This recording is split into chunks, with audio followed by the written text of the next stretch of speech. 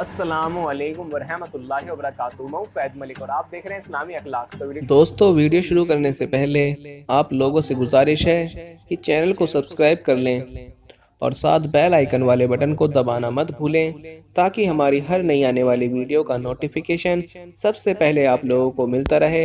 आऊज़ु बिल्लाहि मिनश शैतानिर रजीम, बिस्मिल्लाहिर रहमानिर रहीम। इस्लामी अखलाक की जानिब से अपने तमाम देखने और सुनने वाले नाजरीन को बड़े ही प्यार और मोहब्बत के साथ अस्सलामु अलैकुम कहता हूँ और मैं उम्मीद करता हूँ कि मेरे तमाम देखने और सुनने वाले, मेरी बहन, मेरे भाई, मेरे दोस्त सब लोग खैरियत से होंगे। और मैं दुआ करता हूँ कि अल्लाह पाक आप सबको खैरियत से रखे, आपकी परेशानियों को दूर फरमाए, आपके रिज़्क में बरकत और तरक्की अता फरमाए।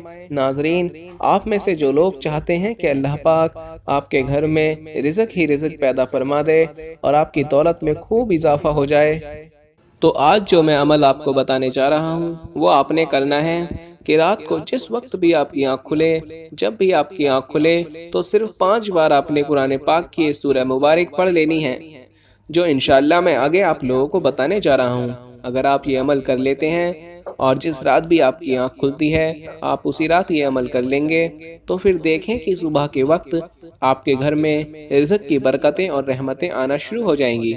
नाजरीन, उससे पहले जो लोग रोज़गार की वजह से परेशान हैं, उनकी परेशानी को कम करने के लिए, उनके हौसला अफजाई के लिए मैं एक छोटा सा आपको वाक़या सुनाने जा रहा हूँ कि एक देहात में किसी मौलाना साहिब ने बयान किया कि अल्लाह ताला बंदे को रिज़्क खिलाता है। एक नौजवान वहाँ बैठा था, उसने ये सुनकर दिल में ये बात बैठा ली कि मैं नहीं खाता, मैं देखता हूँ कि अल्लाह ताला रिज़्क किस तरह खिलाता है। चुनाचे अगले दिन उसने भूख हड़ताल कर दी। लेकिन बेचारी माँ तो माँ होती है, उसने पराठा बनाया और सालन के अलावा मक्खन और चीनी भी साथ रख दी। उसने बेटे से कहा, बेटा खा लो।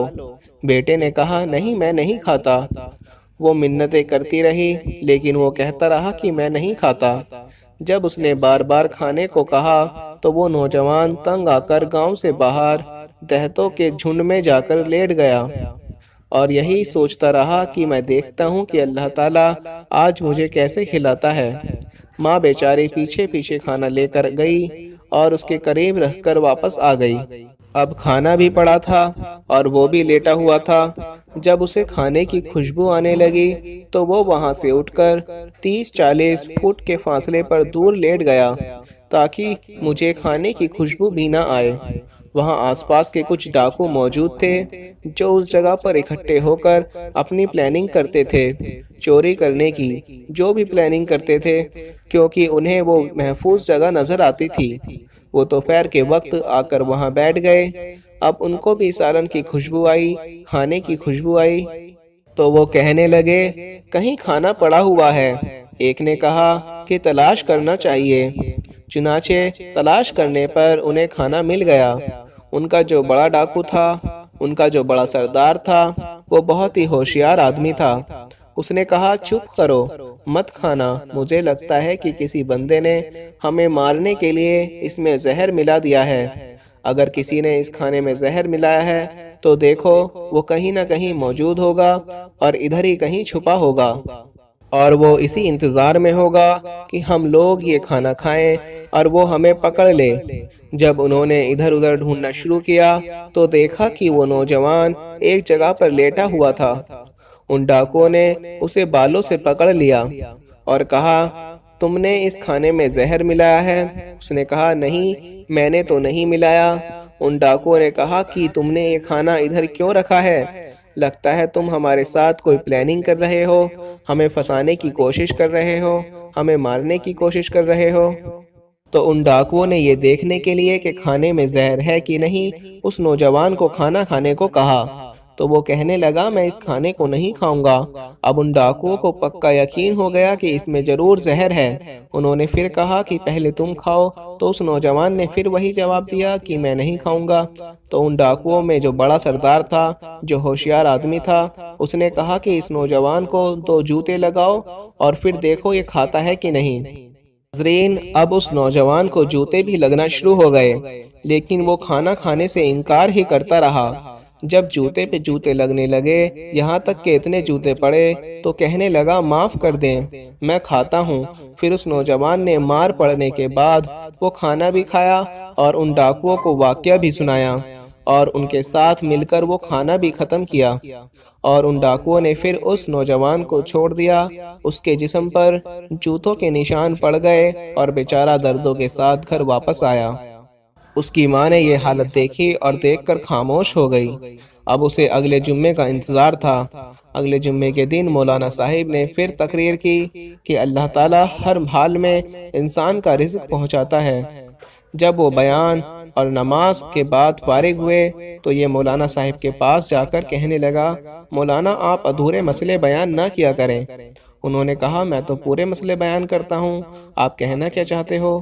تو وہ نوجوان کہنے لگا، آپ نے پچھلی دفعہ کہا تھا کہ جس کا رزق ہو اللہ تعالیٰ اس کو پہنچا کر ہی رہتا ہے۔ انہوں نے کہا، ہاں یہ پوری بات تو ہے۔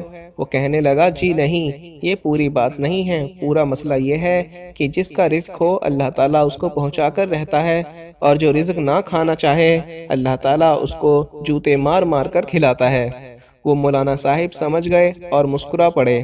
ناظرین، آپ اس بات سے، اس واقعے سے آپ خود ہی اندازہ لگا سکتے ہیں کہ جو انسان کے قسمت میں، جو انسان کے مقدر میں رزق ہوتا ہے، جو رزق پانی لکھا ہوتا ہے، وہ مل کر ہی رہتا ہے، چاہے کچھ بھی ہو جائے۔